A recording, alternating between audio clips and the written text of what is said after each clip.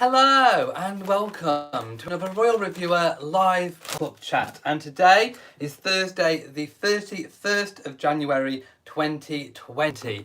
And no, it's not Thursday, it's Friday. Do you know why? Because I wasn't here yesterday and I was supposed to do a live chat yesterday and I wrote down Thursday the 30th and it's actually Friday the 31st.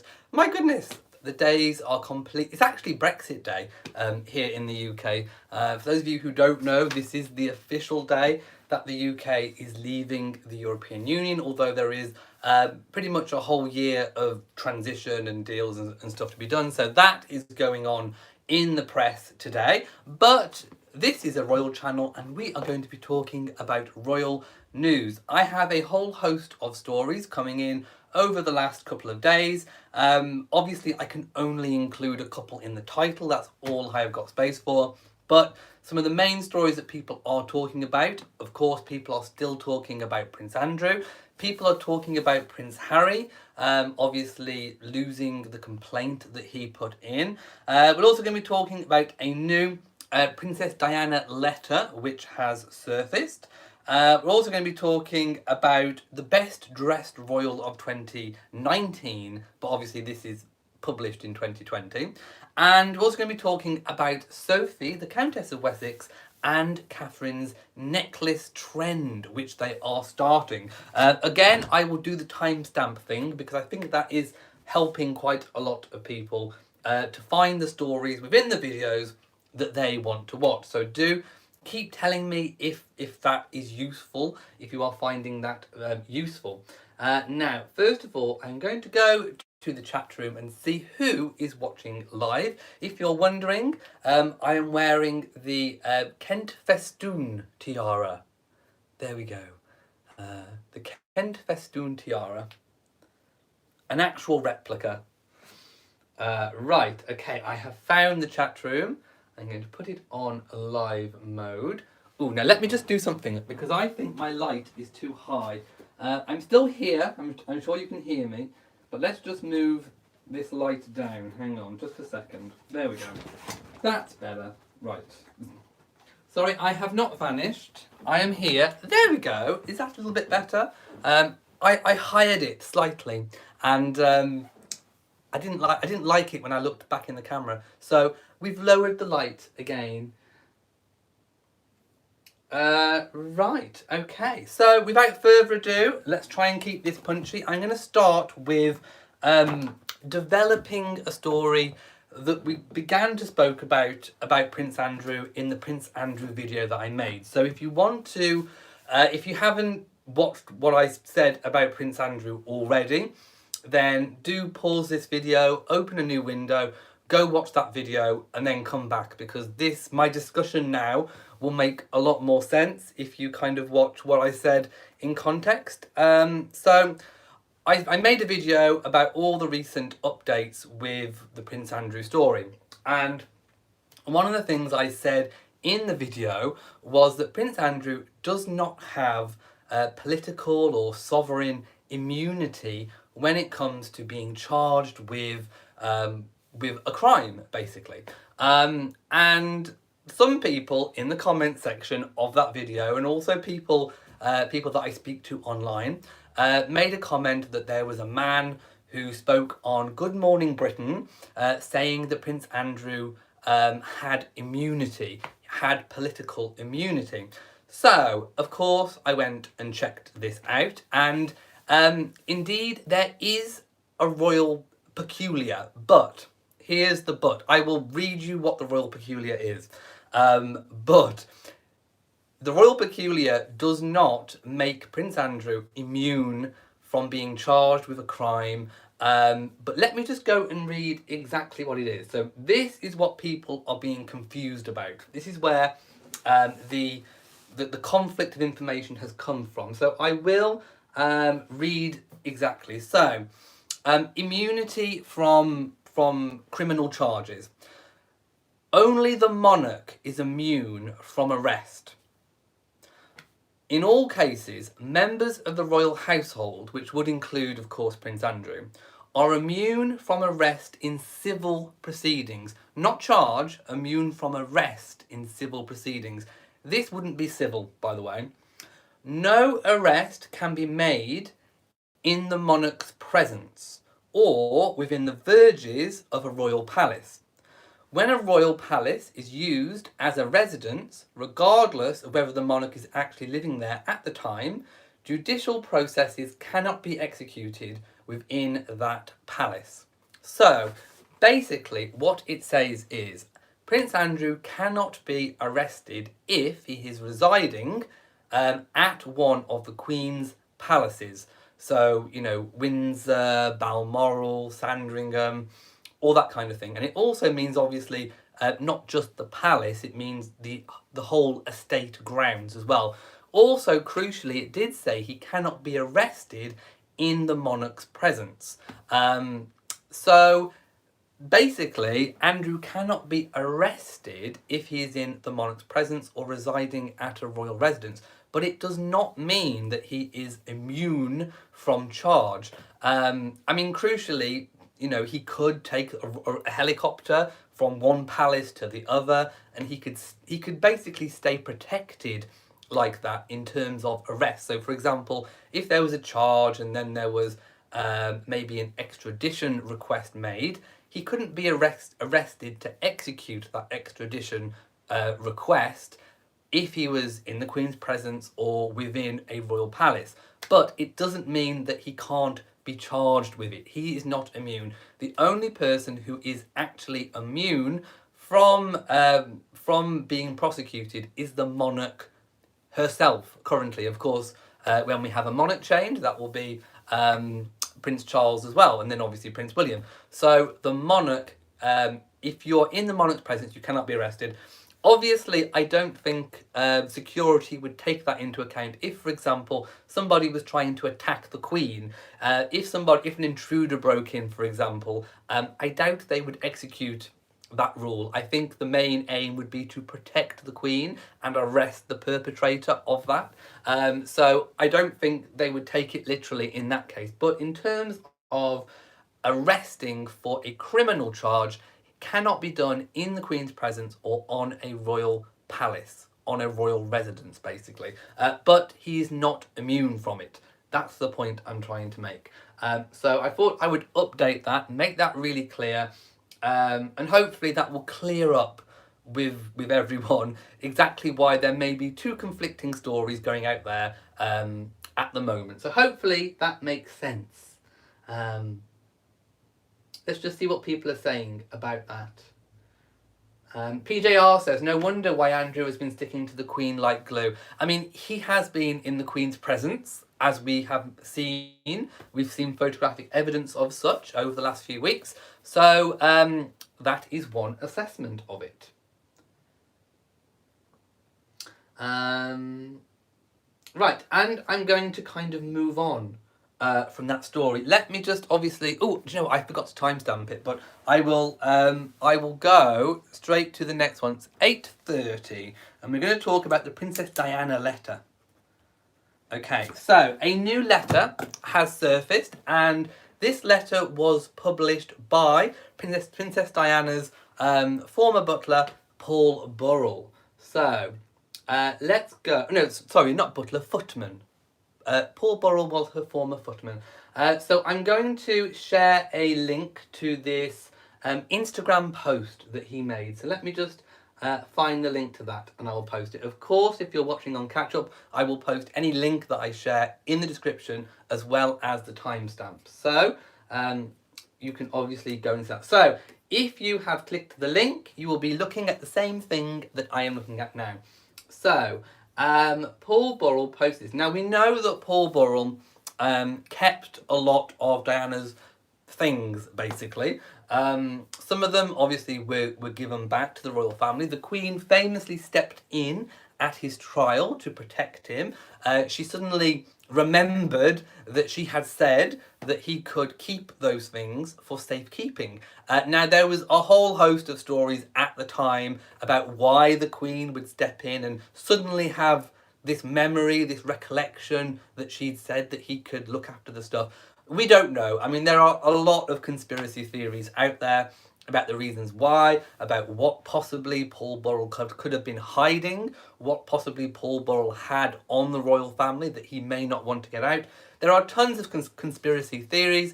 This is not a conspiracy theory channel. I will not go into them. But this is a letter that that he has produced in recent days. So before I read the letter, I'm going to read what he put about it first. So he put, as Harry and Meghan and Archie embark on a new life, I am reminded of some poignant words which Princess Diana wrote to me many years ago. So this is a letter that was wrote to him. They are a mother's words of unconditional love, which are as appropriate today as they were when she wrote them over 24 years ago. I love my boys to death and hope the seeds I've planted will grow and bring the strength, knowledge and stability that is needed. So let's read that again. I love my boys to death and hope that the seeds I've planted will grow and bring the strength, knowledge and stability that is needed. So those, of course, are, words, if you like, from beyond the grave. I mean, I think from reading between the lines from Paul Burrell's Instagram post, I think he's trying to be supportive. I think he's trying to be supportive of what Harry and Meghan have decided to do for themselves and, of course, Archie. And I think he's sharing some of, William and Harry's mother's words because maybe he's hoping that that Harry will see them and maybe gain some kind of strength from those words in relation, of course, to the decision which he has made. Now let's go and see what people are saying. Lizzie Kay says he is cashing in again. Ain't no conspiracy about that. Well, I don't think he's done any television interviews recently about that. And I don't think he would have been paid to put an Instagram post of a letter which he owns. I mean, he could, for example, maybe have gone to a newspaper first and sold it to make money. But it seems like when I checked the articles that were written about it, it seems like they got the photo of the letter from Paul Burrell's Instagram account. So at the moment, I believe the source of it was Paul Burrell's own Instagram account. So I'm kind of unclear as to how he would get money from something that he produced. It's not a paid sponsorship or anything like that. Maybe, perhaps he wants to get interviews off the back of it. That could be something, but I don't recall seeing him on television posting the letter, if you know what I mean. Unless anyone else has seen where he may have been on. I don't know. Nancy says, where can I find the quote? Here. I did post a link, but it's there. You can open it. And I will, of course, put the link in the description box as well once I go off. Right. I'm now going to move on to... Now, I was hoping to talk about this yesterday, but it just kind of didn't happen. So this is something in relation to something that took place on January the 30th of... the 30th of January 2020 is what I'm trying to say. Let me just write down the timestamps. I'm not doing very good about these timestamps today, am I? So this is, of course, referring to Bell's Let's Talk Day. And this is a campaign which runs every single year. Now, on Harry and Meghan's Instagram account, they did post about this in their Instagram story. That Instagram story has now gone, so I can't refer to it, but I can share a link to the Bells Let's Talk Canada website. So I'm going to share that now so you can take a look. There's tons and tons of stuff on there. I can't read all of it to you, but there is the website, so you can go. I don't know if you can still donate any money to it, but it's with regards to mental health. And I'm going to read a little bit about obviously now post the event, I can tell you how well it did. So it says on the website, your actions counted. Bell Let's Talk Day sets a new record with 154,387 oh no, is that 154 million? Anyway, tons and tons of messages of support for mental health. And it raised 7,719,371 Canadian dollars. And that's, of course, to support Canadian mental health. So, like I say, I'm not sure if you can still go and actually donate. There is a section where you can see where the funds go, but of course, you know, it's unclear how much Harry and Meghan's highlighting of it contributed to it, but it was all over Twitter. And if you did indeed make some tweets where you used that hashtag, that's where the money's going, and of course that is how much was raised. So a big well done to everyone who supported that cause. Leslie says, "You rock a tiara." I do. I can confirm. Maybe it will raise my mood if I wear. Yes. Oh, it does. It improves your mood if you do the washing up or the gardening in a tiara. It most definitely does. Right. Diana Brown says, "Thank Paul Burrell for that letter. I'm sure the Sussexes needed to hear that. So many negativity being hurled at them by the sick press and haters." Indeed. Right, I'm going to move on. So we've spoke about that, and it's 1554. Okay, now the other story which I included in the title is one that's been going on for a few days. So the Daily Mail gleefully posted an article. This is where I first heard about this story. About Prince Harry losing an IPSO complaint which he put in. So let me see. I did open a couple of links. Here we go. Right, I'm going to read actually the BBC article on it. So if you want to see the BBC article, I will post that in the description. And then I will kind of compare and contrast that with what the Daily Mail wrote. If you catch my drift. So this is a story. If you remember, it was Earth Day, and Harry posted a series of photographs on the SusexRoyal Instagram where he was doing conservation work. And this whole thing centres around a photo of an elephant. Now, those of you who have been royal watching for a while will know that the original photograph of the elephant has been available, was it since 2016 possibly? I think the photographs may have been taken 2016, but it was a few years ago anyway. And it was when Prince Harry was on a mission to move elephants. They were moving elephants from one part of Africa to another part of Africa in a conservation reserve park.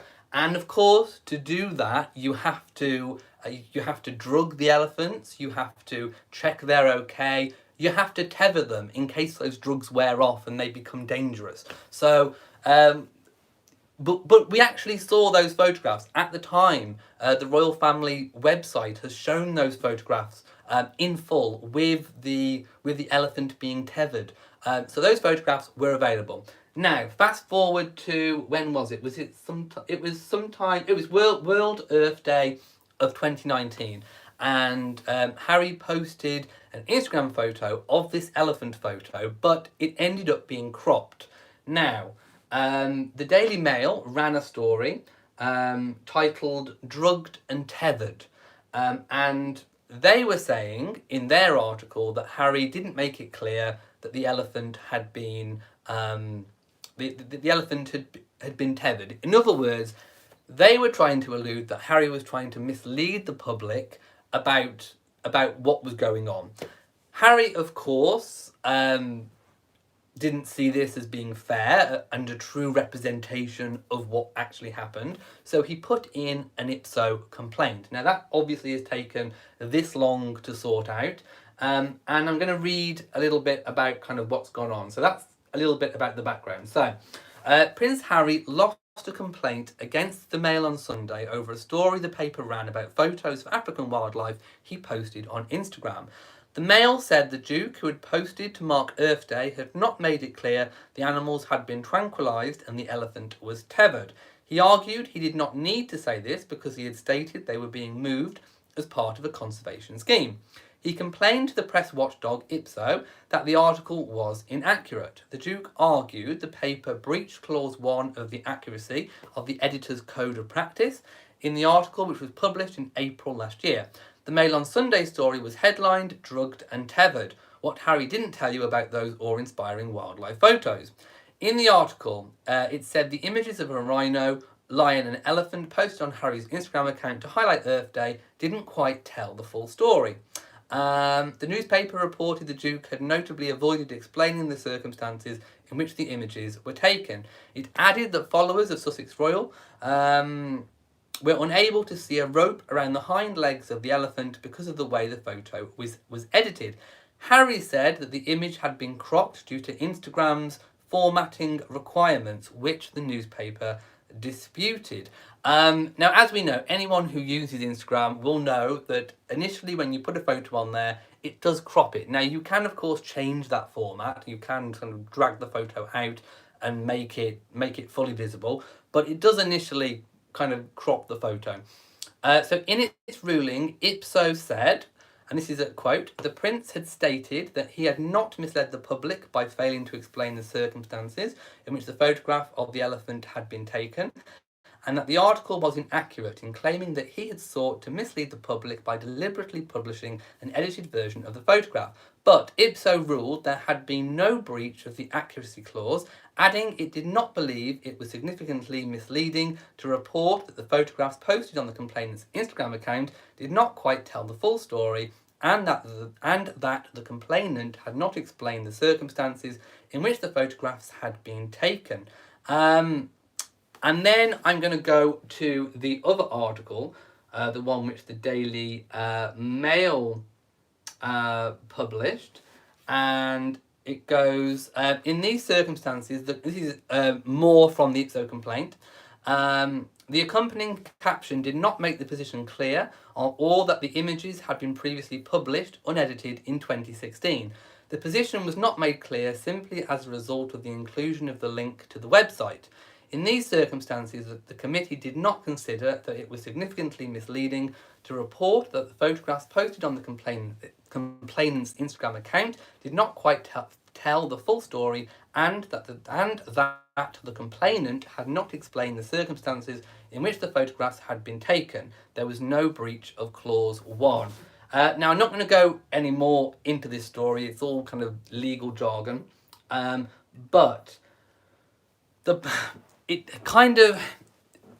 Is it a foresight of what might come when it comes to the other legal suits which Harry and Meghan have put towards the Mail on Sunday? I am thinking that this is going to almost embolden those publications in their own beliefs that they have not done anything wrong. Harry said in his statement that he made, we're not taking the easy route. This is not the easy route. But it's the moral route. It's the right route. So again, we don't know which way those two cases are going to go, but we do know that from the Thomas Markle story that's been going around that he's willing to testify against Meghan, we know that the newspapers think they have a really good case, and I think that this is going to embolden them. And who knows what stories we might see in the intervening period. But I definitely think that this is a blow, I think, for Harry. I don't think he was expecting to lose this complaint. And I think that he was convinced that he had a fully justifiable reason for complaining, which of course he did. But when it came down to the crunch, when it came to the legal side of it, his complaint was not held. And I want to see what people, of course, are saying about that. Let's go straight up a little bit. Marilyn says, I didn't know about the work with elephants. I'm very glad to get this awareness from you of the background. Well, hopefully my little bit of explanation kind of helped, because, I'd completely forgotten about this story. I didn't even remember it was going on with everything that's been going on recently. Robin says, Harry and Meghan are going to need to go back home because the paparazzi are simply going to get much worse. A lot of people are thinking that obviously Harry and Meghan may not get the complete privacy that they so desire. But time will tell. I mean, we really don't know. We know that the paparazzi did take pictures of Meghan walking. We know that Harry and Meghan issued a warning about that, and I haven't seen any further paparazzi photographs of that nature. So perhaps it worked, but only time will tell.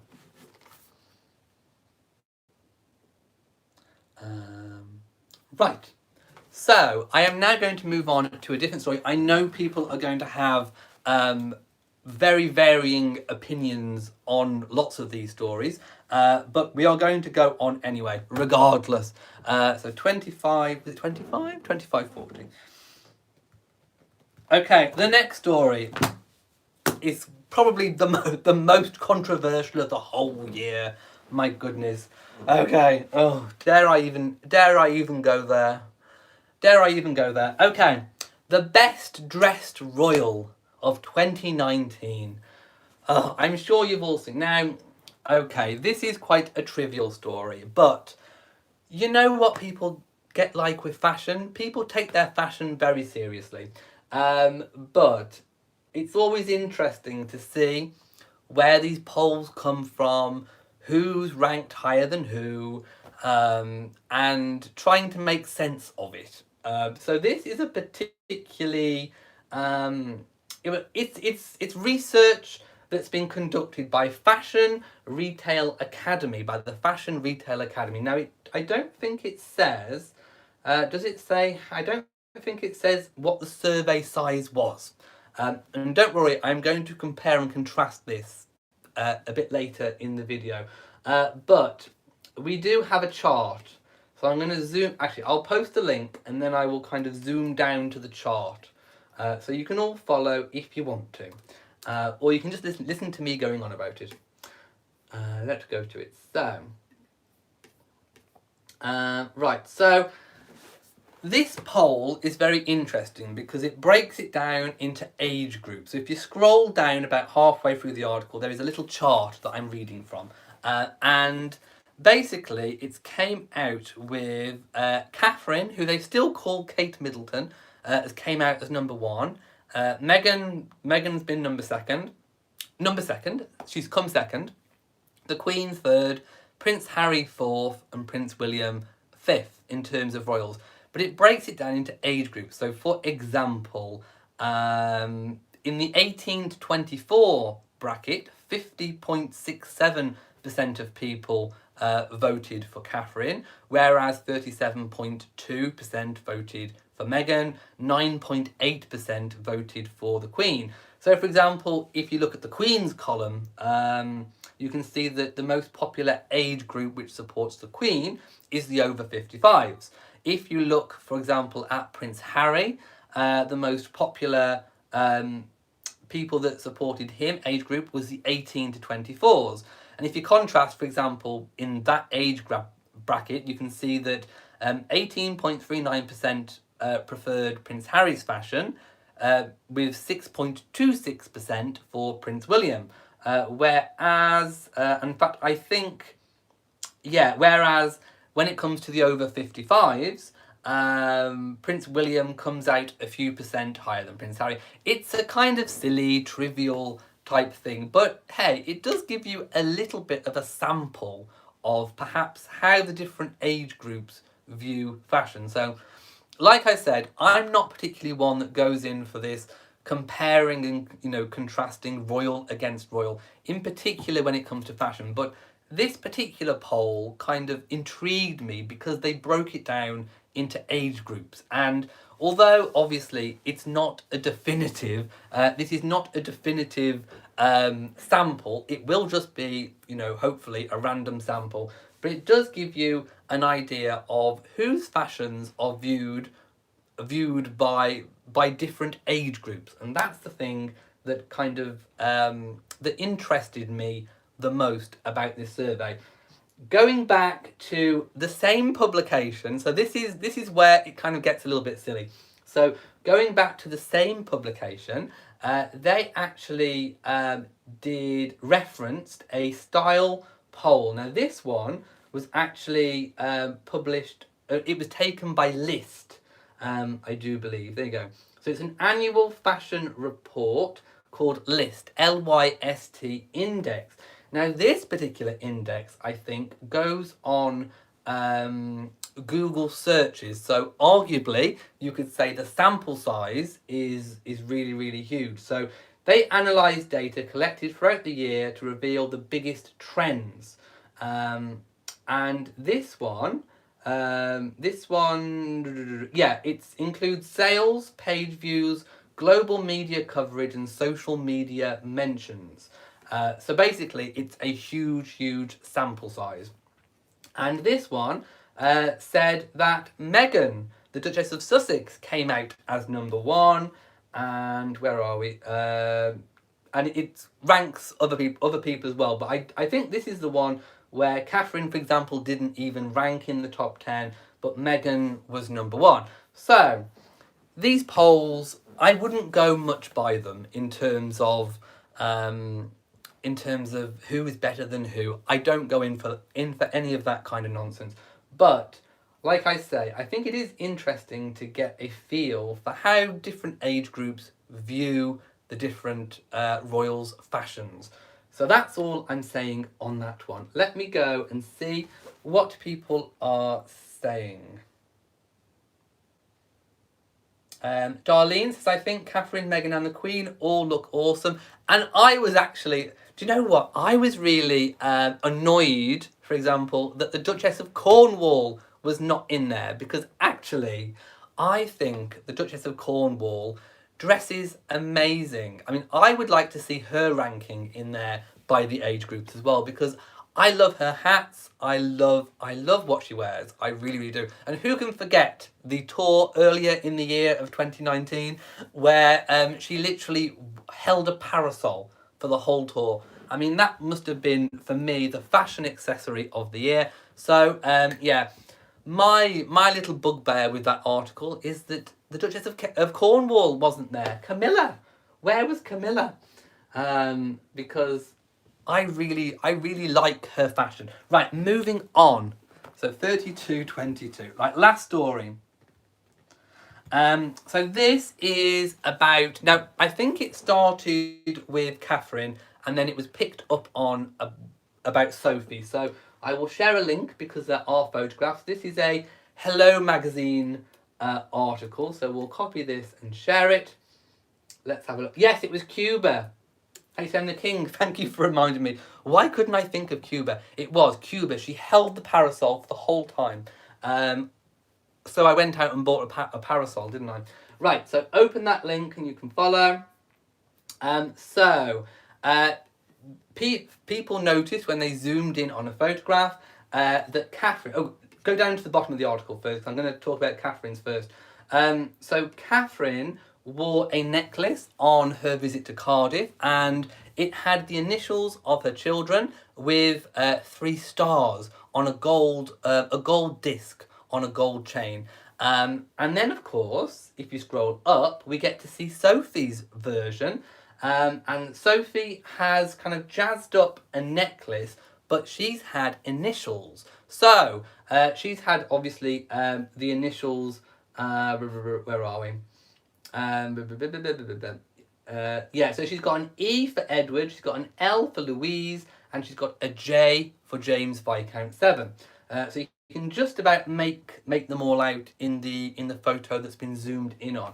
So I think initials in terms of jewellery are going to be big and on trend for 2020. That is my prediction. So there are websites where you can buy these kind of on trend type necklaces. You can have them customized to your own family initials. But yes, I'm sensing that a big, huge jewelry fashion trend for 2020 is going to be personalized jewelry. I'm going to get some. I want a disc. I think I want a gold disc. I already have a dog tag that's got personalisation on it, but I'm thinking I need a gold disc. Do let me know what you think of this latest trend. I think it's going to be big. Let's have a look. Live, love and laugh. I agree wholeheartedly. They all wear clothes that suit their style, indeed. And of course, people viewing style is subjective. It's personal. What one person likes in terms of fashion is not going to be what another person likes. Everyone's different. H.M. the King says, wrong. The trend will be silk dresses and white gloves. I have some. I have. No, I don't have a silk dress. I have a pair of white gloves. Maybe I should wear some. I haven't had the occasion to wear them. Rita says, the business of being a fashion icon only gives you a headache. But let's face it, the Duchess of Cambridge has always dressed well and smartly. Oh, she'd look good in a bin bag. She really would. But yeah, I mean, to be honest, all the royals dress nicely. I mean, okay, with the exception of maybe the pretzel hat, you know, the one that caused all the controversy. But no, on the whole, I would say the royals dress really, really well. And like I say, fashion is subjective. It's one of those subjective things. Leslie says, yes, initial sweet, but not... No, it's not new, but I think it's, you know, like lots of things, they come back. They come back into fashion. And the King says, toilet bowl. No. Marilyn says, love your dog tag, laughing right out. I know it's rather ghetto, isn't it, people? Expat Lifestyle says, Catherine wears more traditional styles, while Meghan dresses more relaxed, reflecting her California background. Right, I want to sound out an idea. So, the one thing I haven't really done and focused on a lot in recent years, in fact, I don't think I've really done it much at all in terms of this channel, it's an area that I've not really ventured into, and that is fashion. And I know occasionally I've scrolled through pictures and I've given my opinion on fashion, on the different clothes, but I haven't really talked about the designers and the detail and the reasoning behind why certain clothes are selected. For example, the Queen's clothes and why she uses different styles of hat and what the colours could possibly mean and all that kind of thing, and also the jewellery. So I was thinking maybe of doing maybe one live chat in the week that is predominantly based on fashion, almost like a royal fashion review of the week. Don't worry, I'm still not going to talk about prices or anything like that, but I wanted to talk about, you know, the whys and what falls when it comes to fashion. It's an area that I've not really dabbled in much. I mean, don't get me wrong, I appreciate a good outfit, I really do, and I never forget a fabulous frock, but I haven't really included it as part of this channel. But I think with all of the heavy stories that are going on at the moment, I'm getting a sense that a lot of my viewers need a little bit of light relief. There's a lot of really, really heavy, weighty, meaty stories that have been getting people down. And I kind of would like to offer a little light relief to myself and for everyone else. I think a lot of people are missing sometimes the fun aspect about royal watching. I think things have got a bit heavy, things are getting a little bit bogged down with a lot of drama and heavy gossipy type stories. These stories need talking about because they're important to make sure that everyone gets a fair idea of what's going on. But I would like to kind of do something just frivolous, just something completely frivolous. So do let me know if you think that's a good idea. And who knows, maybe I could start researching more into the fashion of the week. Let me know. Marilyn, the book by Angela Kelly is amazing. I'm reading that now. I'm about halfway through. It is absolutely amazing. Betsy says, I like the idea of a fashion segment. Lots of people saying it's a good idea. Hayden the King says, Philip's beige coat, Christmas Day 2016. you know that I will also be looking at the male fashions, of course, and I know you like that coat. I know. Do you know what? I saw one similar in Next. No, where was it? Was it Next? I saw one similar. I really did. And yes, it was kind of camel, wasn't it? Beige, camel, maybe camel. Leslie says, yes, that's why we love you. You calm us all down. Always a crisis looming. Well, the last few months, I mean, come on. I think we all need a little bit of light relief, something frivolous.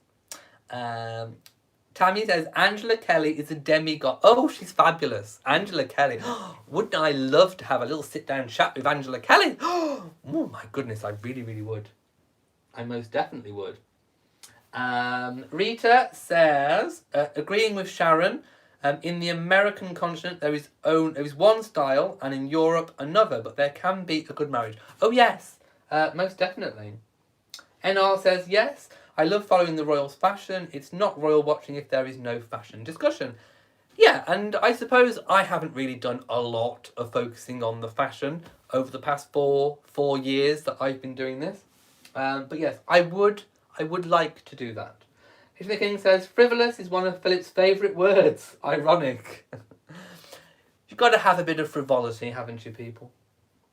Magna says, it would be fun to talk about the children and their clothes, but could you get enough pictures? Probably, but I'd probably have to do it in the way of finding lots of links and sharing them, because that would be the only way to kind of get around it, I think.